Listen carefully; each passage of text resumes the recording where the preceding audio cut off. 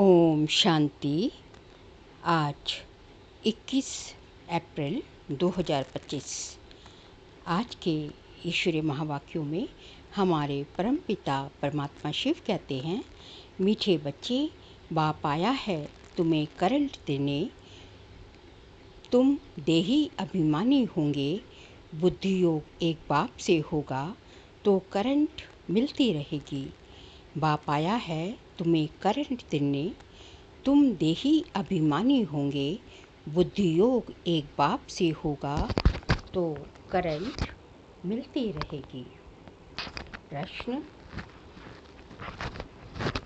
सबसे बड़ा आसुरी स्वभाव कौन सा है जो तुम बच्चों में नहीं होना चाहिए? सबसे बड़ा आसुरी स्वभाव कौन सा है जो तुम बच्चों में नहीं होना चाहिए? उत्तर, अशांति फैलाना ये है सबसे बड़ा आसुरी स्वभाव। अशांति फैलाने वाले से मनुष्य तंग हो जाते हैं। वे जहाँ जहाँ जाएंगे वहाँ अशांति फैला देंगे। इसलिए भगवान से सभी शांति का वर मांगते हैं। गीत, ये कहानी है दिए और तूफान की।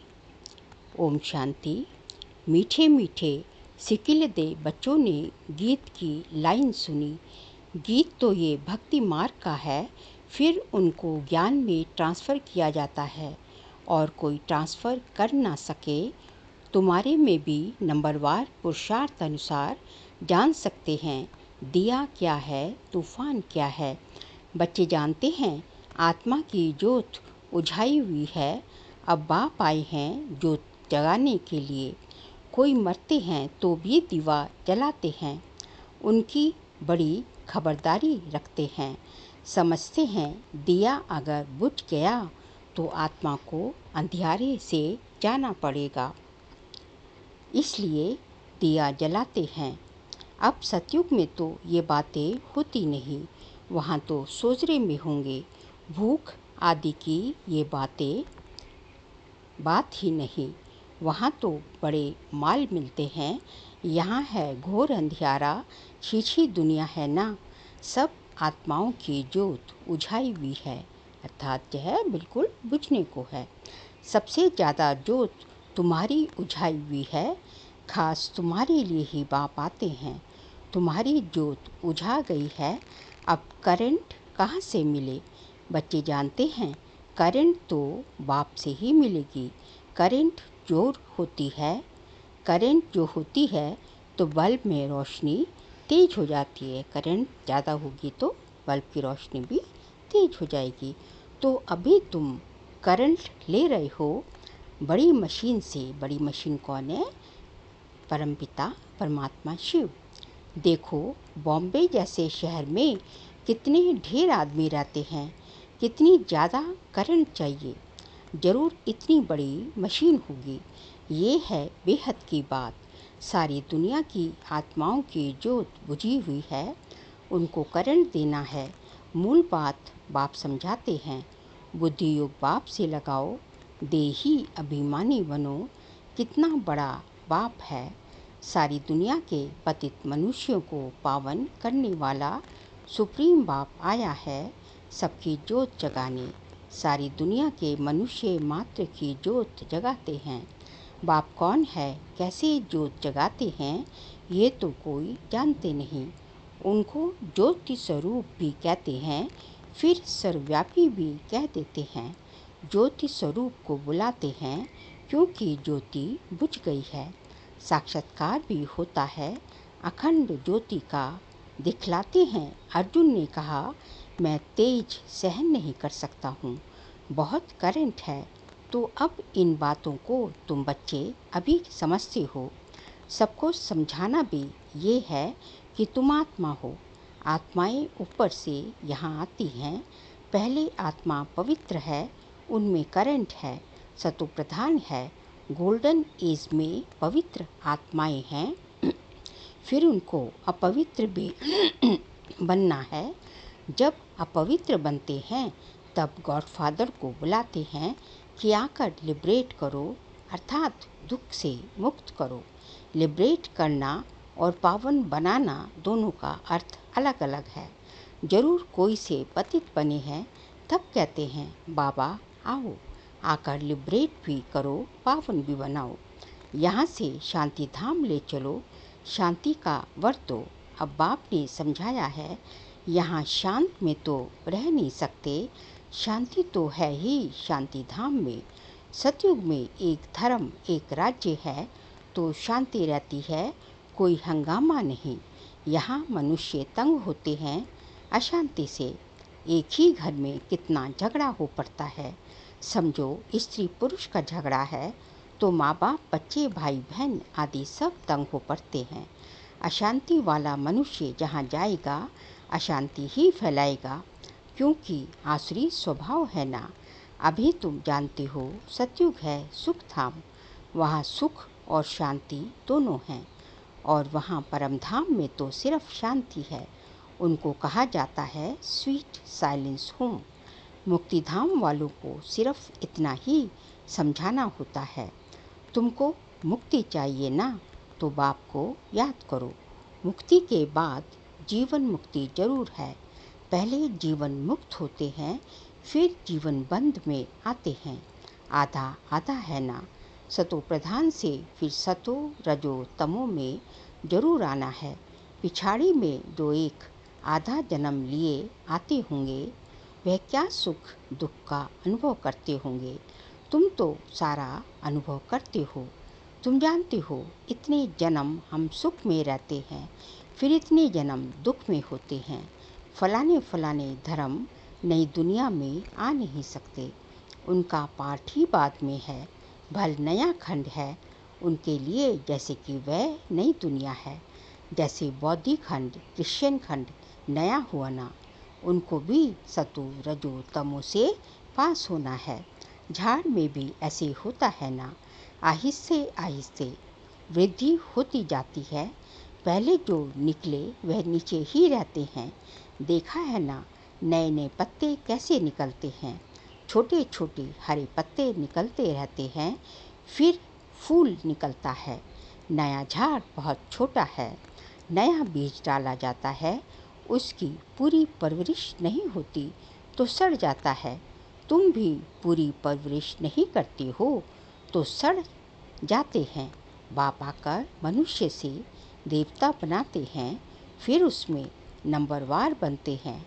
राजधानी स्थापन होती है ना, बहुत फेल भी हो पड़ते हैं।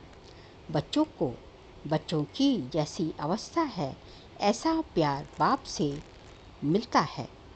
बाबा कहते हैं बच्चों की जैसी अवस्था है ऐसा ही प्यार बाप से मिलता है।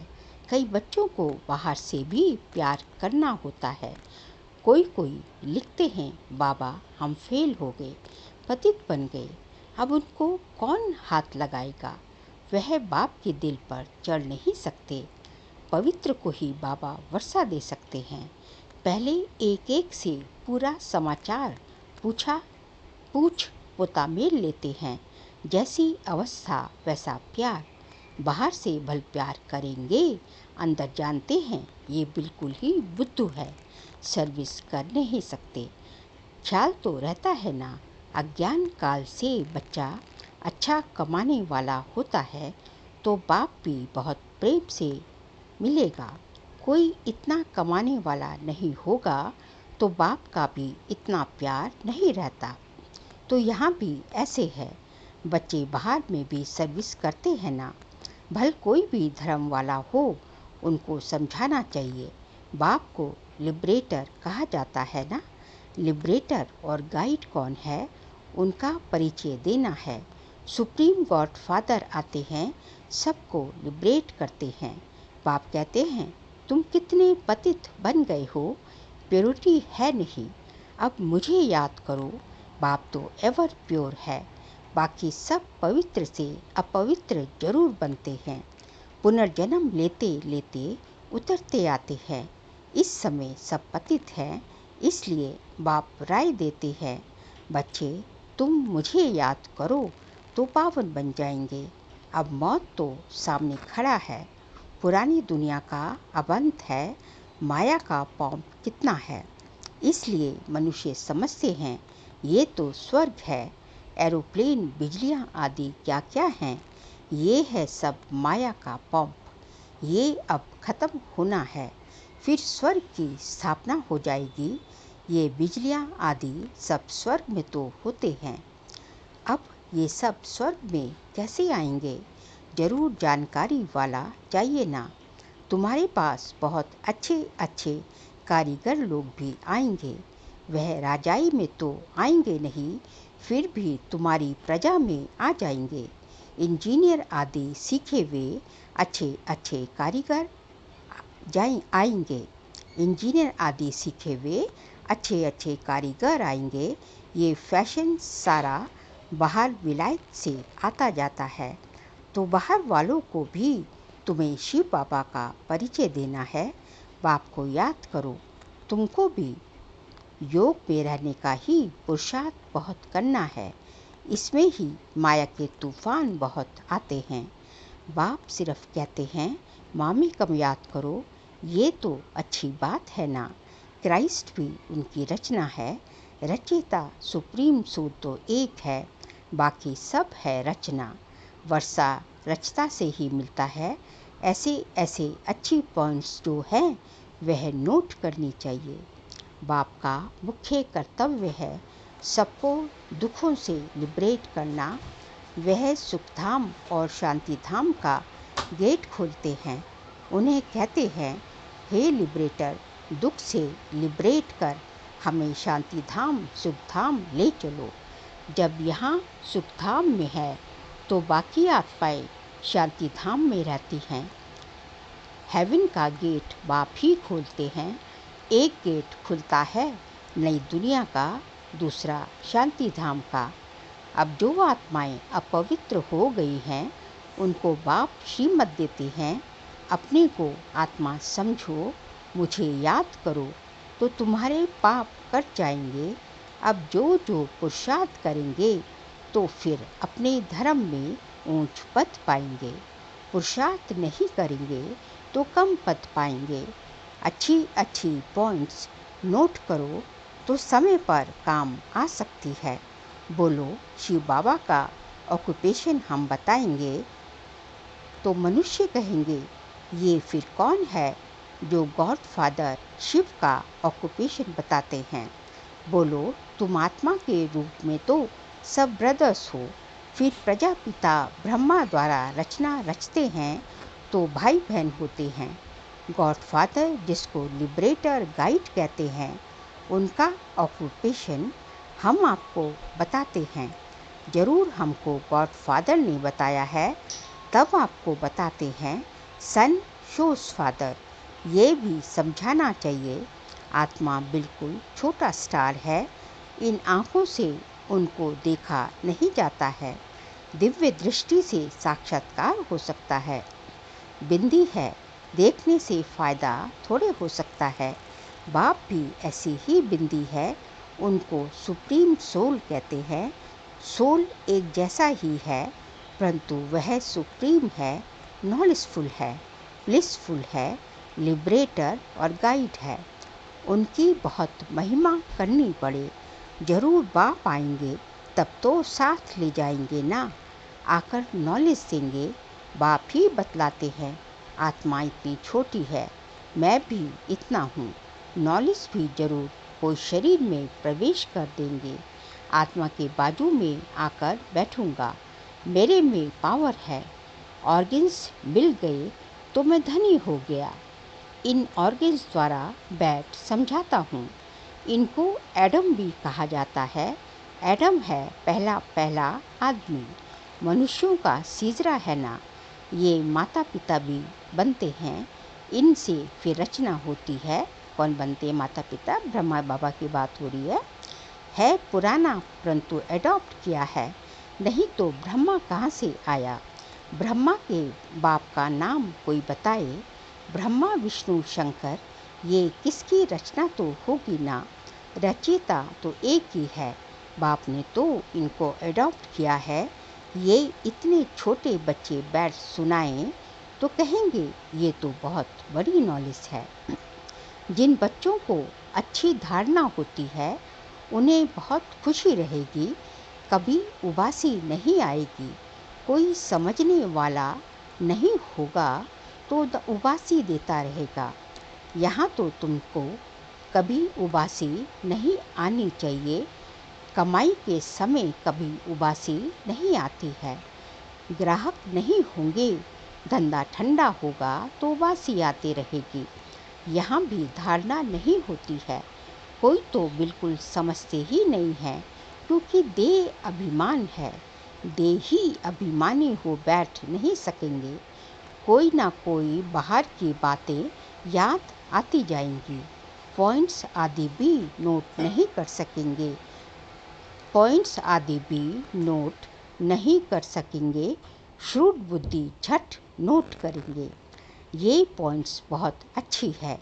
स्टूडेंट की चलन भी टीचर को देखने में आती है। सेंसिबल टीचर की नज़र सब तरफ फिरती रहती है। तब तो सर्टिफिकेट देते हैं पढ़ाई का, मैनर्स का सर्टिफिकेट निकालते हैं। कितना अब्सेंट रहा वह भी निकालते हैं। यहाँ तो भल प्रेजेंट होते हैं, परंतु समझते कुछ नहीं, धारणा होती नहीं। कोई कहते हैं बुद्धि डल है, धारणा नहीं होती। बाबा क्या करेगा, वह तुम्हारे कर्मों का हिसाब किताब है। बाप तो तदबीर एक ही कराते हैं। तुम्हारी तकदीर में नहीं है तो क्या करेंगे। स्कूल में कोई नापास, कोई फेल, कोई पास होते हैं। ये है बेहद की पढ़ाई, जो बेहद का बाप पढ़ाते हैं। और धर्म वाले गीता की बात नहीं समझेंगे। नेशन देख समझाना पड़ता है। पहले पहले ऊंचते ऊंच बाप का परिचय देना पड़े। वह कैसे लिबरेटर गाइड है। हेवन में ये विकार होते नहीं। इस समय इनको कहा ही जाता है शैतानी राज्य। पुरानी दुनिया है ना, इनको गोल्डन इजिट नहीं कहेंगे। नई दुनिया थी, अब पुरानी हुई है। बच्चों में जिनको सर्विस का शौक है तो पॉइंट्स नोट करना चाहिए। अच्छा मीठे मीठे सिकिलते बच्चों प्रति माता पिता बाप दादा का याद प्यार और गुड मॉर्निंग। रूहानी बाप की रूहानी बच्चों को नमस्ते। हम रूहानी बच्चों की रूहानी बाप दादा को नमस्ते नमस्ते नमस्ते। सार के लिए पॉइंट्स हैं। पढ़ाई में बहुत बहुत कमाई है, इसलिए कमाई खुशी खुशी से करनी है। पढ़ते समय कभी उबासी आदि ना आए। बुद्धि योग इधर उधर ना भटके। पॉइंट्स नोट कर धारणा करते रहो। सेकंड पॉइंट, पवित्र बन बाप के दिल का प्यार पाने का अधिकारी बनना है। सर्विस में होशियार बनना है। अच्छी कमाई करनी और करानी है।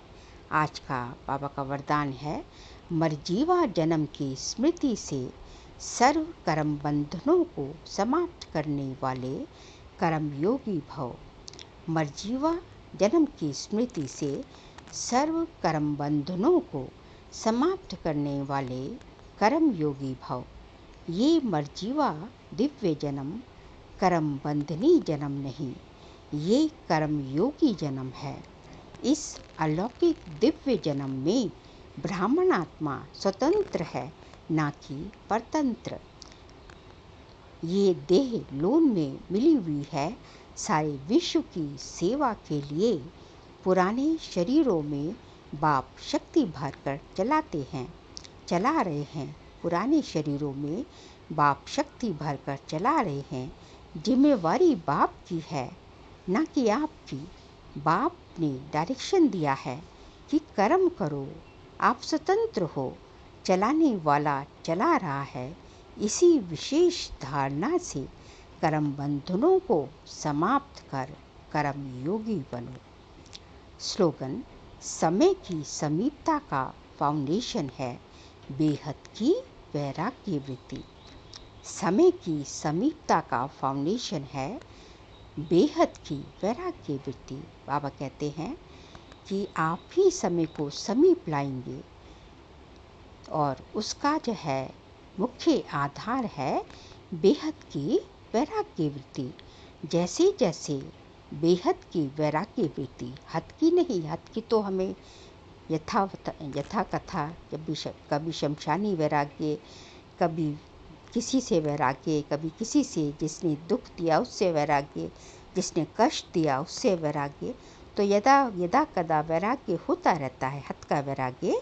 लेकिन बेहद का वैराग्य, ये जैसे जैसे आपके अंदर आता जाएगा, बेहद का वैराग्य मतलब कि आप जो है किसी चीज़ की तरफ भी आकर्षित नहीं होते, किसी चीज़ का भी आपके ऊपर प्रभाव नहीं पड़ता। ऐसा नहीं कि अलगाव हो जाना चाहिए, लेकिन आप उससे अफेक्टेड ना हो, आपका किसी में आसक्ति ना हो, अनासक्त वृत्ति। ये है बेहद का वैराग्य, सभी के प्रति एक समदृष्टि। तो बाबा कहते हैं जैसे जैसे बेहद का वैराग्य आता जाएगा तो समय को आप समीप लाते जाएंगे, और जैसे जैसे समीप आएगा, समय समीप आएगा, आप संपन्न और संपूर्ण बनते जाएंगे और विनाश का समय समीप आता जाएगा।